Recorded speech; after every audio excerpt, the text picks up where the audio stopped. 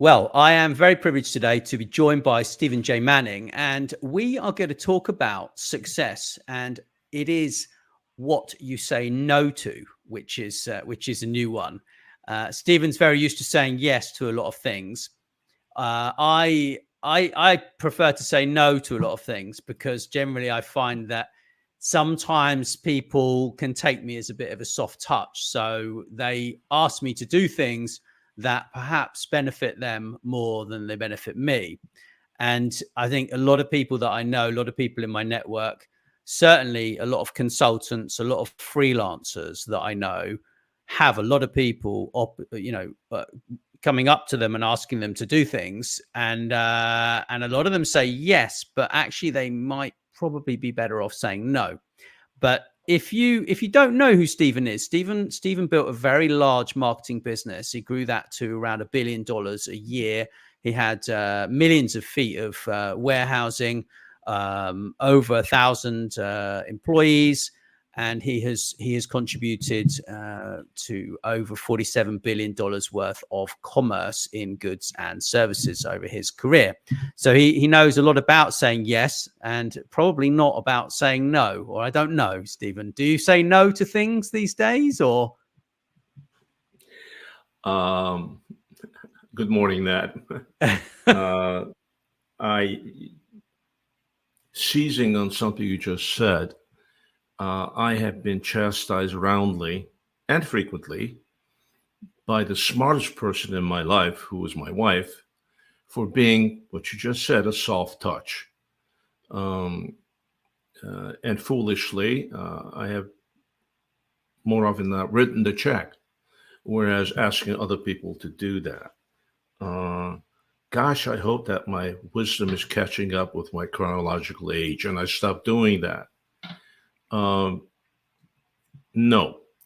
As you know, one of the things we talk about and one of the most frequently requested talk I give is on pillars of success, what constitute my pillars of success. And one of those ties into your topic. Everybody in advertising, all the linguistics people, all the brilliant brains, of which I'm not one, I'm somewhat ordinary by comparison to a lot of these people. What's the most important word in the language of business, language of these relationships? And, the advertising folks say it's free. Well, the reality is that right now, everything has a free. When you go buy the $400,000 rolls, you want a free tank of gas. It's a free with it, the free car washes. So free becomes just baked in to everything. It's kind of cheap. The next is yes. Now, I think that yes is the most important word in language, and I'm going to balance that against the quintessential opposite, which is no. It is the people who say yes who ultimately walk through the forest of wolves and achieve. They're willing to take the risks that are required to achieve. And when they say yes, they're willing to do the work. And nothing happens until you sell something. Nothing happens until you do the homework. Nothing happens until you put in the proverbial American elbow grease. That takes us to the word no. Now, I have read life scientists, whoever they are, talk about no. The most important word in your life and business is to be able to say no. I think that often no is just an ordinary cop-out for a number of reasons. So, given our topic, I will never discount the incredible need and inherent power of being able to say no. Question is, what do you say no to? And why do you say no? And for the overwhelming majority of the population, how do you say no? Because 90s, I don't know what the numbers, but 95% of people freeze when they have to do public speaking. And now there's a certain group of people that say no instinctively to everything. It just eliminates risk. And then people who want to eliminate risk don't know how to say no and why.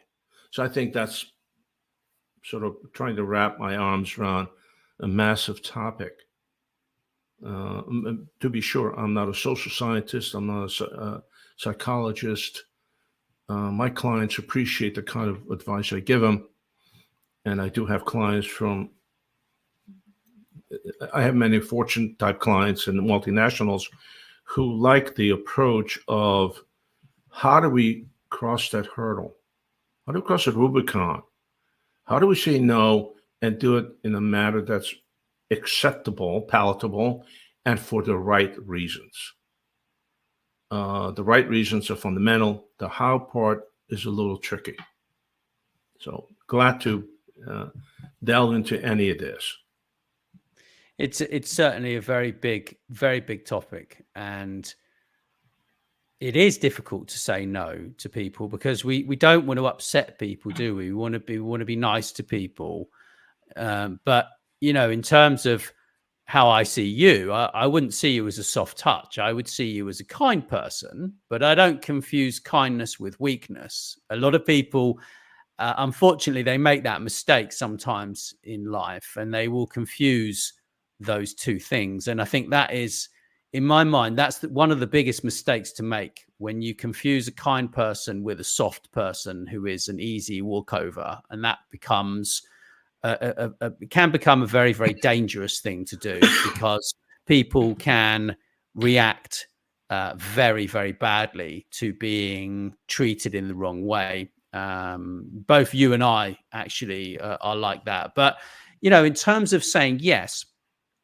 for me, there's like a gut feeling. There's like I get a gut instinct when I speak to someone. So say, for example, I speak to someone on a podcast show, and someone comes to me and they say, I'd love to be a guest on your podcast show. Or they send their personal assistant to email me and say, oh, I'm pitching John because he's an amazing guest for you, and blah, blah, blah. And then I go through this kind of thought process. Do I want to interview John? Is John going to be any more interesting or bring more value than the people that I already know? Is the topic going to enthuse me? Is it going to give me energy? And this is something that I think is a very important point. If something's going to give you energy, if an opportunity is going to give you energy, and it's going to pump you up and make you feel good, and it's going to contribute something to the world, then hell yeah, let's say yes, right? But if it's going to be like banging your head on a wall, and the other person who's asked you to do this opportunity is the only winner, and I don't like the win-win kind of stuff, because it's very cliched, but actually, if it's a win-win and you're both going to win, you're both going to put in a similar amount of effort, you're going to put a similar amount of time and effort and resource into something, then hell yeah, let's go for it, right? Let's do it. And you and I, we have a relationship where we work very closely, and we both put time and effort into our relationship and focus on certain activities that make us money, right? And we have that agreement. With some people, you actually need to have, most people, you need a written agreement when you have said yes to these things, right? But how do you think saying no has contributed to your success, or contributes towards people's success? Well, I'll respond to that in just one moment. And let me just go back to something you just said. First of all, you know this, and we talk about it. When you elect to interview someone, in my world, that you do it when it's equitable. In other words, you're not going to be used by someone who's pushing a project or product. At the same time, you're not going to exploit someone's expertise just to get more viewers. So the symbiosis is just mutual respect, mutual benefit from the relationship. Two, something you said, you have a feeling, a positive feeling I don't discount your feelings because you're a thinking and feeling human being. However, when you tell me it's something you feel, I say, no, it's really an intellectual response. You've been there, done that, you've heard it, you've seen it. So when people like you say, I just think this, I feel this, with due respect, my good friend, I think that's intellectually dishonest. That comes from experience, knowledge, and that moment you take to say, well, this is what I think, your hard drive just crunched through 9 experiences. And when you say, well, this is kind of the way I feel to think, no, that's an intellectual response. It really is. Yeah, sometimes in the middle of the night you have a brainstorm, that could be emotional. But other than that, you are a thinking, feeling individual, and thinking being number one. Now, to answer your question is, how has saying no to certain opportunities contribute to my success? The reality is that I've said yes much more often than I should have. The part of the no, okay, so an opportunity, lots of those come your way in my business life, when you're an advisor and all that. And there are a lot of opportunities come your way. You get to create the thing. Someone has a German idea. You get to create it. You got to fund it, and then you get a percentage benefit from it.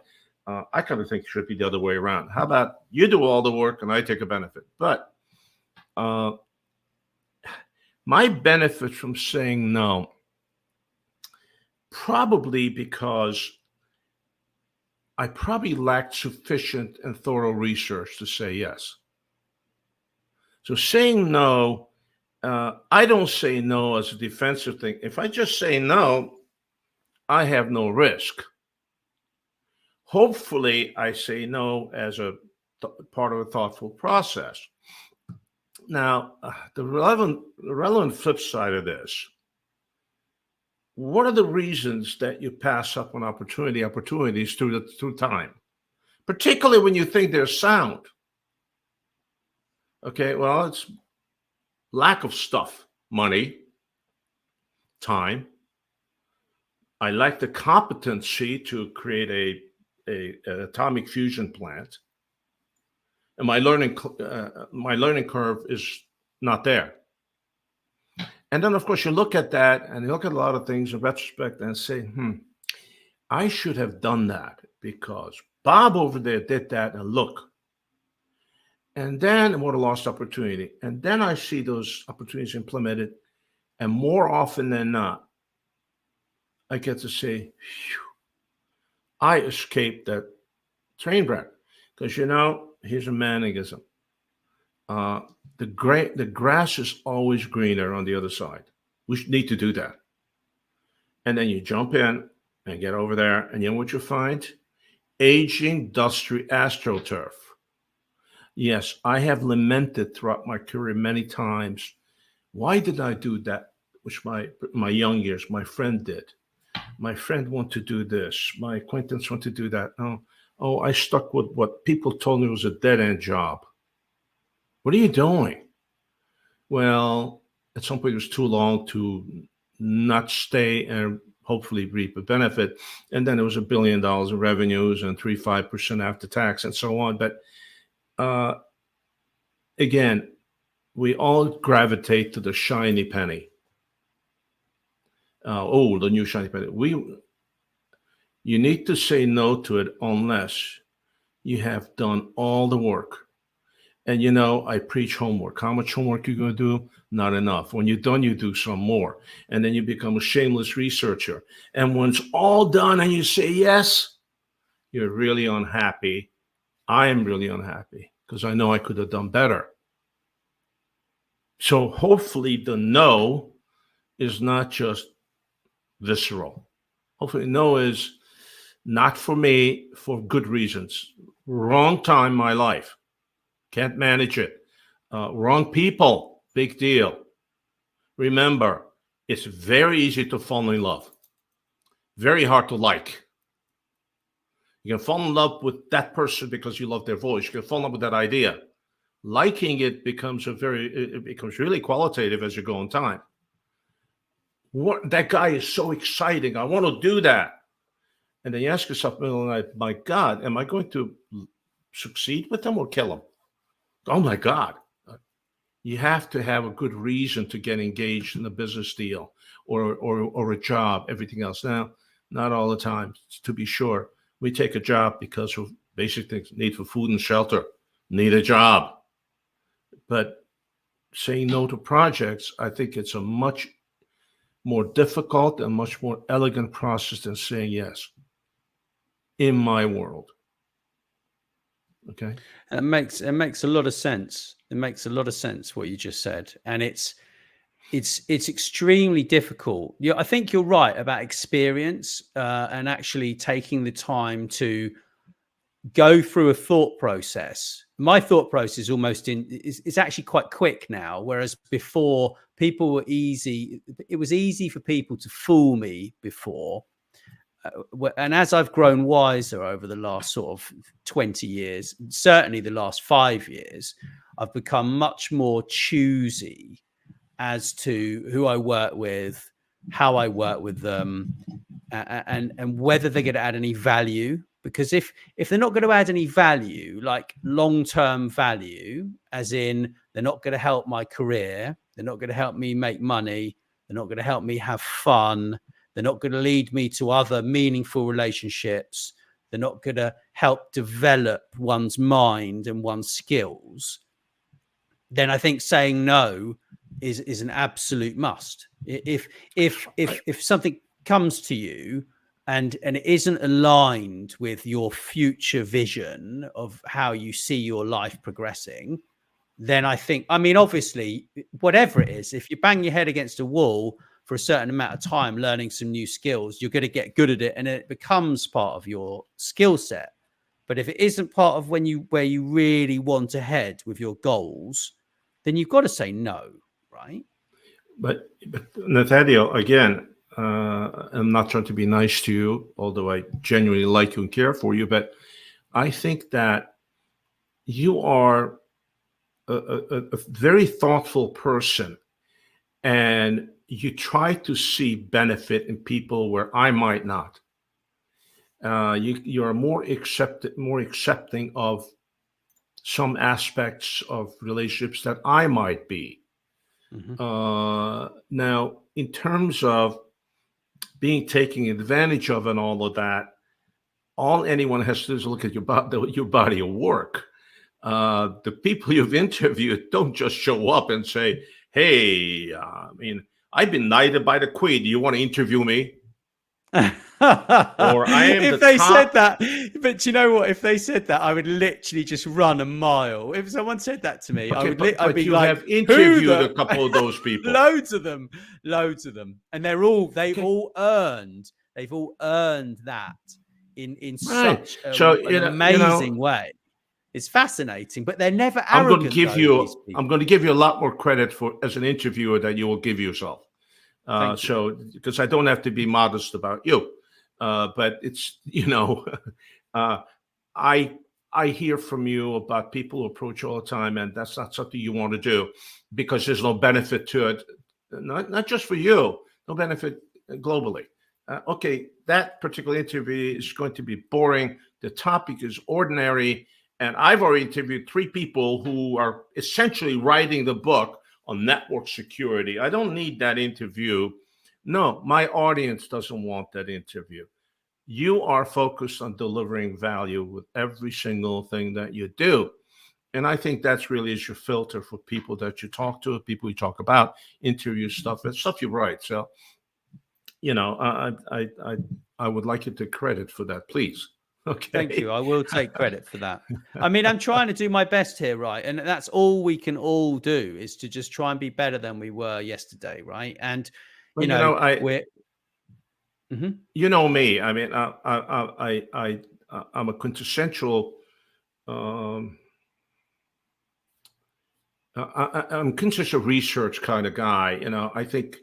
I think research is a pathology at the end of the day. One of the precepts, and I'll just very briefly tell you, is, and you've read this in my Pillars of Success. One of those is we try to be better, try to do whatever you do. Now, one of the things that I do, I seek out interesting people. I seek out smart people. I seek out people I just could not disagree with more. And I seek people out, forgive me, jealousy being the most awful of emotions I'm jealous of for that immense brain power they bring to the table. But one of the things I preach is, time is the only truly perishable thing there is.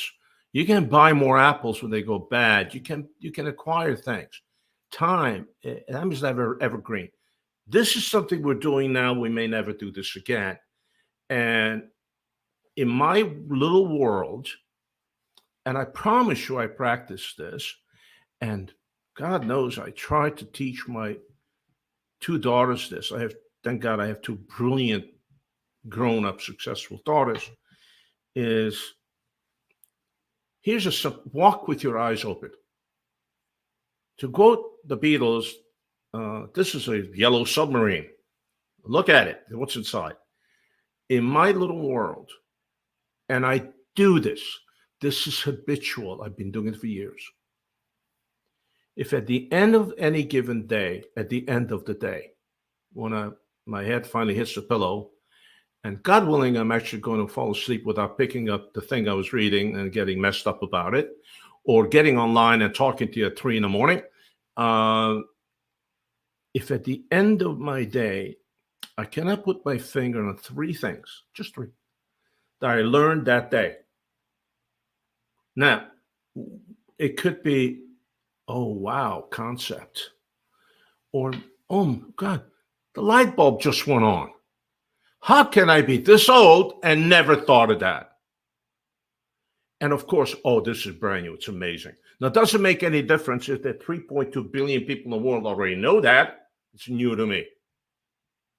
If I can't identify and quite literally do this every day, 3 things I've learned, or the light bulb went up, I have wasted the most perishable and most important commodity on earth, which is time. So when you talk about research, of course, I also end up being a repository for all manner of useless information. I don't need to know about the mating habits of wallabies in the springtime. But boy, that was a cool 5-minute read. I wish I could erase it because it takes up hard drive, but a precepts of life. Anyway. But also, you've asked, raised, what are the I've challenges? got to interrupt you.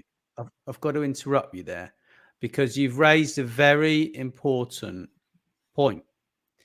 And that is observing content that we may say no to, right? Because at the moment we are fed information at light speed. The moment we turn our YouTube channel on, that we're our YouTube account on, we turn on our Instagram, Twitter, Facebook, whatever it is, whatever apps that we're using, they have algorithms, highly sophisticated algorithms, that are feeding us content that is so addictive. It's now they basically, I was reading something the other day about, it's basically just like picking up your favorite storybook and then getting to the end of the storybook and then them giving you another chapter immediately to read, which is just as powerful and just as interesting as the first opening chapter of that book, right? And that is the definition of success, is being able to turn around and say, do you know what? I'm actually not doing all this social media anymore. I've set my phone now to give me to just 1 hour in total on Instagram, Twitter, Facebook. That's it, 1 hour. And then it stops me from using the app. You can do that with an iPhone. I think you can probably find ways to do it with Android. I don't know how, but I'm sure you can. But if you sit there and say yes to going out with your friends and drinking 10 beers a night, and say no to going to jiu-jitsu or boxing or the gym or whatever it is, then you're making a huge mistake. Because actually, if you said yes to the right things and said no to the wrong things, then you would be heading towards building that brain, body, everything that you desire in your life, that if you can just delay that instant gratification, because that's what we're all seeking right now in the world, not all of us, but a lot of us, until we understand that instant gratification is actually a disease, till we've understood that, we are not able to say no to it. Without a doubt. Without a doubt. I mean, you and I did a great talk on technology as a new amphetamine. And I've often written and said that social media is a cancer of the intellect. Now, you get that from a guy that, 2006, first time I saw Twitter, right there with Dorsey and his merry acolytes talking about Twitter. And I said, Twitter, is that a bird? And I told you 6 hours, 7 hours later in this room, in this office in New York, I kept asking, so how does this really work? And what's the commercial benefit from this? Because, hey, I'm a marketer, They declared me a barely functioning idiot, and we wanted a delicatessen for a corned beef sandwich. That was my first go around with Twitter. I think I might have been among the first 100, maybe 200 people who ever tried to advertise on Facebook. Okay, now, I thought it was just too big to ignore. Okay, I never had a successful ad running on Facebook in my lifetime. But I know what the pricing structure is. And if one more person tells me about exposure, I may be given to violence. I can't buy apples at the market with exposure. I can buy it from positive revenues.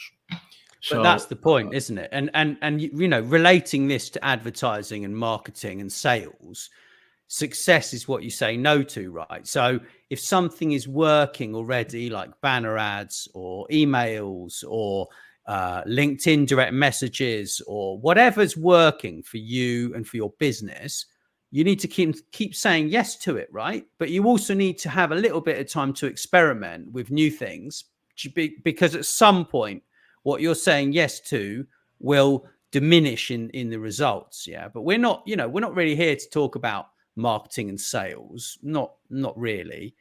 But I actually still don't like saying no, if I'm brutally honest, because I feel bad, because I was brought up by my dad and he used to always say yes. People would drop in on him in the winery, because we used to have a winery when I was growing up. He ran a successful winery for 25 years. And during that time, he would actually interview people for MIT from the UK. So prospective students would come to him and he would interview them for free, just to help MIT to decide, are they good? Are they bad? And he actually got an award called the JP Morgan Award from MIT in 2010, but it may have been sometime around then. I've got that somewhere on my website. But he would always accept people. They'd walk into the office, just these random newspaper salespeople. They are the best. The newspaper salespeople would just walk in, and he would sit them down, and then he'd have a conversation with them. And sometimes he might buy an advert from them. Sometimes he would, yeah, but very rarely, because we never actually advertised. Everything that we did was through PR stunts, like we used to have. Occasionally he'd get a friend with his tank to turn up, and we'd do these events, like we'd have VE Day, and we'd have all the booze out there with some girls in nice dresses, and and the glasses of wine and things. But it's really, he wouldn't say yes. He would sort of invite people in, but then he'd make his decision. And that decision would obviously a lot of the time be no, right? But there's a way, isn't there, of saying no that's polite. But then let's not forget that there are people who can sell ice to the Eskimo in the dead of winter. Speaking of adverts in newspaper, my friend Joe, who by the way had an MBA in chemistry, one day he stopped. He and I were hustling on tennis courts together. 6'4" Australian dude with a red beard and a pipe. Pretty some sight on a tennis court. He stopped. He was too busy. Got another job. What? He was selling advertising in the old Yellow Pages. Remember the big Yellow Oh Pages yeah, books? the Yellow Pages. Oof. Yeah. And so, stopped. And I said, "What are you doing?" Selling advertising, Yellow Pages. You? I thought you'd be working for Dow Chemical already as senior. No, no, no, no. I make too much money doing this. So I decided I had to see this. I went out with him. And there was Joe with his big briefcase and me walking shopping streets in, East LA, and walk into the little store. How you doing? Your ad in the Yellow Pages needs to be renewed. And the shopkeeper, 9 out of 10. Are you kidding? I'm spending this much money a month. What's it doing for me? It's ridiculous. I don't want to do this anymore. And Joe would remove the pipe from his mouth and say, "It's okay. Do not worry. Can I have your Yellow Pages?" And the guy would take the book and dump it. And Joe would, "Is that your ad?" "Yeah." He'd rip the page out, crumple it up, throw it in the trash. "Okay, you no longer Yellow Pages. I'll see you." 9 out of 10 times we walked out with a more expensive ad. Yeah, but that's side story. There's a challenge in saying no. I mean, I think it's a big gorilla in the room. And I'm not the guy that's going to get into use of psychobabble, because I'm not qualified to even do psychobabble, much less psych stuff. Is anyone really that qualified? A lot of these people aren't that qualified. Well, I don't know. They like to think they are. Well, by definition, every psychiatrist has to have a psychiatrist. No, those otherwise guys Otherwise, they're going to commit suicide, I think. That's a side story. I don't know why people are scared to say no. Maybe some people say no by definition because they fear success. I hear that all the time. But then a lot of people say no because it's so much easier than saying yes and can dismiss you. I don't think a lot of people say no. The fear of disappointing others around you. It's a bigger fear to say yes than to say no. I have found in recent times, the no paradigm has changed somewhat, and it has to do with how we evolved. I'm real big, and always have been, on a face-to-face meeting. Why? Because when I put forth a proposition that's challenging for you, you want to say no to it. I think it helps when we sit and say, well, that guy's doing what he's supposed to do. He's got arms and legs, kids. He pays rent, eats, just like me. So let me listen to the guy. The world's changed. It takes 17 seconds to drop an email on someone and say, "No, thanks." And remember the great Steiner cartoon, on the internet, nobody knows you're a dog. I'm the big guy who just told IBM, no. Bang, I'm gone. I don't have to defend that. I don't have to do anything other than that. All I need is a keyboard and internet access. And I can be no as IBM can be no. And so I think that has changed. And it's interesting when you get that no, and I say, okay, well, why would someone say no to a truly yesable proposition? Typically, I'm talking to the wrong person, not a decision maker. But beyond that, then you get into the whole sales paradigm, working through objections, solving people's objections. Don't bother making the sales call unless you already know what the objections are going to be. Okay, I mean, the greatest salesperson in my lifetime, I've sold a couple of dollars worth of stuff, as you know. I mean, from horse manure to satellites. The greatest salesman I ever met never had a briefcase, never took notes. He had a filled out contract in his inside pocket, which would lay on you just on the way out to lunch. Hey, you want to sign this? Don't have to. Greatest salesman. He already knew why I didn't want that. And he dealt with that when we talked about his kids, the car. Oh, by the way, the business was by the way. And it was a cleansing breath. Okay, leave it. I'll sign it. Leave it. It's all filled in. And by the way, I put a 5% discount on there. Oh, great. Thank you. Okay. I just fell over the other side of the yes part, not the no part. I think it's again. There's also an interesting reality to certain people. The hardcore entrepreneur, the hardcore inventor, and I'm not so sure I can define hardcore other than they're committed. I have been in these meetings, in these rooms. Recently, a client, and they spent enormous amount of money on this web property, is intricate, and there were 10 Harvard MBAs in the room because that's all they hired. And yes, there's one young woman from the Sorbonne. And the folks over there were big on multiple jets. So I got hired to try to figure out why this thing was a dog. Now, why did they actually do it? Everyone in that room said, here's 95 reasons to say no to this. Well thought out. And then the one entrepreneur in the room, well, I think he was there because he played tennis with the chairman, said, I believe this. This is going to work. 10 very smart people gave him 100 ideas, 100 reasons to say no. So no, we're going to do it. There's just something wrong with it. I haven't figured it out yet. Can we figure this out? Which took better part of 10 minutes. And then it became an enormous success. So do you hear this all the time? The man or the woman who said, I don't care what anybody else thinks, I'm going to do this. And becomes an enormous success. Of course, we hear about the successes, we don't hear about the failures. But there's a group of people who say, everybody tells you to say no. Well, you know what? I believe in this. I'm going to do it. You hear this all the time from successful people. I don't know what the balance is, no's and yeses, but I think that if you have done the homework and if you get your convictions and you really believe it, without just being in love with your own idea. Oh, by the way, the day you fall in love with the idea, walk away. That's an absolute no. Just a no. You lose objectivity. You're cooked. It's over. The minute hey, listen, I have an idea every 10 minutes.